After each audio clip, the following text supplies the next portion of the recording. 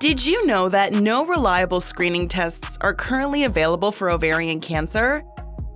Ovarian cancer ranks the 5th leading cause of death among women, making it a significant public health concern. Sadly, only 20% of ovarian cancers are found at an early stage and have a low survival rate when detected at a later stage.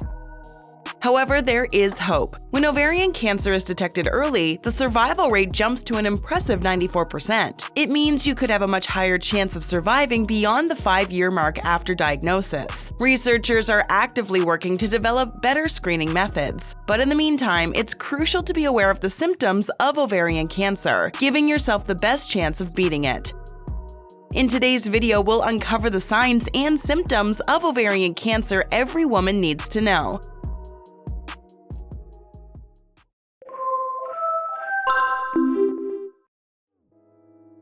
But first, what exactly is ovarian cancer? Cancer is a deadly disease that can develop in one part of the body and could then spread throughout the body. Being aware of changes in your body might help detect signs of cancer before it develops.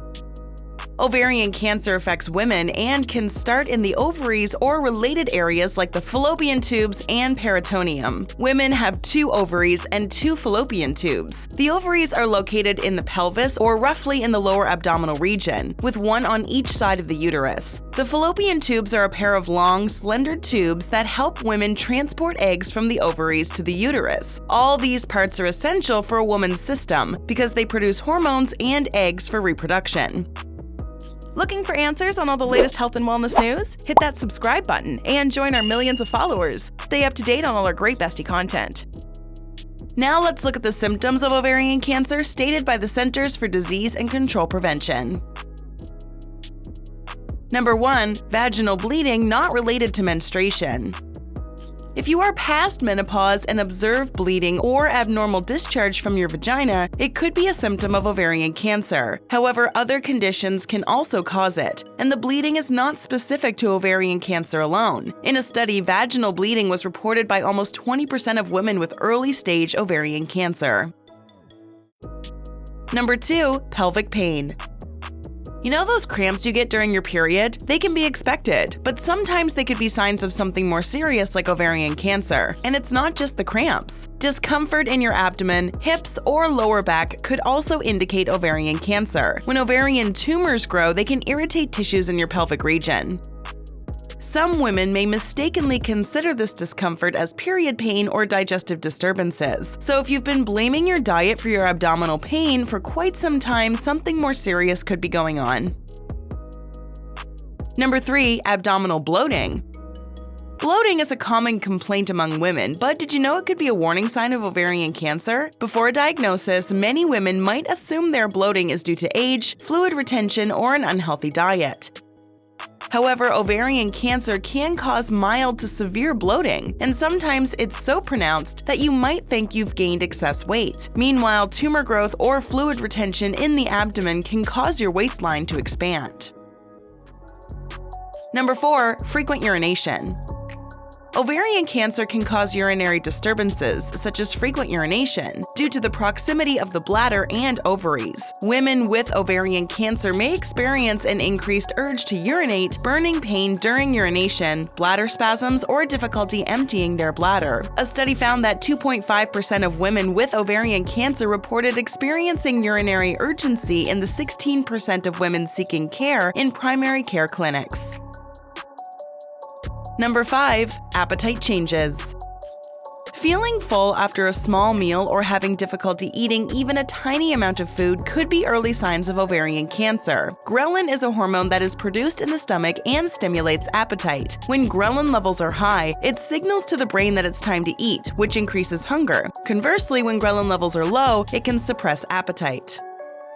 Ovarian cancer is one of the gynecological cancers. In a study, women with gynecological cancer had low levels of ghrelin before surgery, which may have contributed to changes in their appetite. After surgery, ghrelin levels increased, but the women did not feel hungrier, which suggests that their bodies were trying to prevent weight loss and malnutrition. The observed post-operative rise in ghrelin concentrations may be a defense mechanism of the human body to prolong survival. So, changes in ghrelin levels can affect appetite height and may be an early sign of ovarian cancer.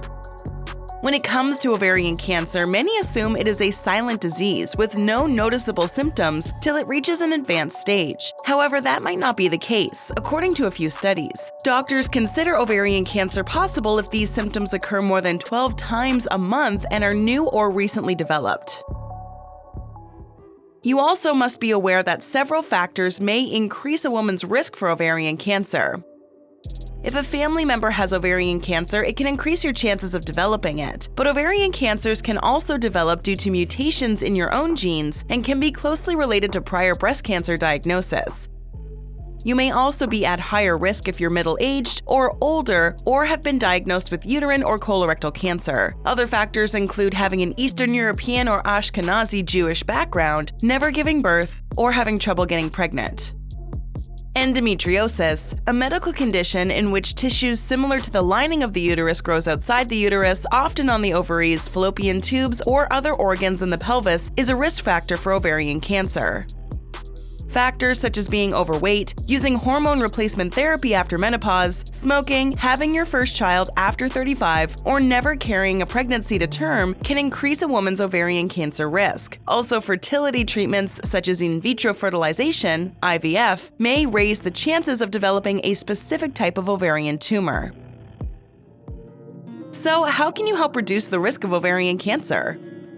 Ladies, if you're considering taking birth control pills, you'll be happy to know they can do more than prevent pregnancy. They can also reduce your risk of cancer. Studies show that taking oral contraceptives for a year or more can lower your chances of getting specific ovarian cancer by a whopping 50%. Plus, the protective benefits can last for a decade or more. So let's add Cancer Fighter to the list of reasons why birth control pills are an excellent choice for many women.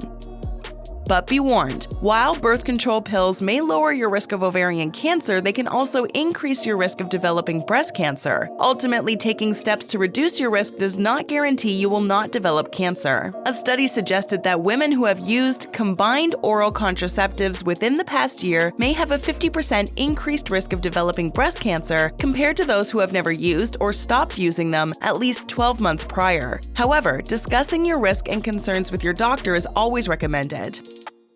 Another study examined that certain surgeries, like a tubectomy that blocks your fallopian tubes or a hysterectomy that removes the entire partial uterus, can affect your risk of development. Researchers have found that women who had these surgeries had a lower risk of ovarian cancer by about 26 to 30%. They also found that a specific type of ovarian cancer could have a stronger association with these surgeries than other types. The protective effect lasted for at least 10 years. This doesn't mean that getting these surgeries is the only way to reduce your risk of ovarian cancer, but it's good to know that it's a potential benefit. It's also important to note that this was an observational study and more research is needed to see if other factors might be at play, but it's still good news for women who have had these surgeries. Having more children also decreases the risk of ovarian cancer, including different types of tumors. According to a study, the risk of ovarian cancer reduces by about 10% for each 5-year increase in age at first childbirth. This association could be related to the clearance of potentially cancerous cells during pregnancy. The next factor is breastfeeding. According to a review, women who breastfed had a 30% reduced risk of ovarian cancer compared to those who did not breastfeed. The longer the duration of breastfeeding, the stronger the protective effect against ovarian cancer. So if you can, breastfeed for as long as possible. Prevention is better than a cure, as they say. So if you're worried about your risk of ovarian cancer, talk to your doctor. They can suggest ways to lower your risk because not all strategies suit everyone. So weighing each option's risks and benefits is crucial. And even if you lower your risk, it doesn't mean you're invincible. Also, when diagnosing ovarian cancer, there isn't a specific test. 2 options may be used to help diagnose or monitor ovarian cancer in women who have symptoms or are at high risk. Transvaginal ultrasound. This type of ultrasound requires a probe that is inserted into the vagina to create images of the ovaries and adjacent structures. It can help detect the presence of a mass or tumor in the ovary and can also be used to monitor the size and growth of the mass over time. CA125 blood test. This test measures the levels of a protein called CA125 in the blood. High levels of CA125 can indicate ovarian cancer or other conditions, such as endometriosis or pelvic inflammatory disease. This test is not as reliable as a screening test for ovarian cancer. Still, doctors use it to monitor treatment and check for recurrence in women who have already been diagnosed with ovarian cancer. It's important to note that neither of these tests can definitively diagnose ovarian cancer. They are usually used in conjunction with other diagnostic tests, such as a biopsy, to make a diagnosis. The typical treatment for ovarian cancer involves a combination of surgery and chemotherapy. Your doctor may refer you to a gynecologic oncologist specializing in treating cancers of the female reproductive system. Surgery can remove cancerous tissue, while chemotherapy involves using medications to shrink or kill the cancer cells. The chemotherapy drugs can be taken orally as pills, injected into your veins, or combined. Your doctor will help develop a personalized treatment plan for you. Do you know what else can go unnoticed, like ovarian cancer? Nutrient deficiencies. They can be very sneaky, and you could face health issues before you know them. Your body might give off those signs, so it's your job to be vigilant and take action. Check out these 15 visible signs you have vitamin B12 deficiency or 8 warning signs you have a potassium deficiency, and learn how to not miss any signs of nutritional deficiencies. Do you pay attention to your gynecological symptoms? Let us know in the comments below.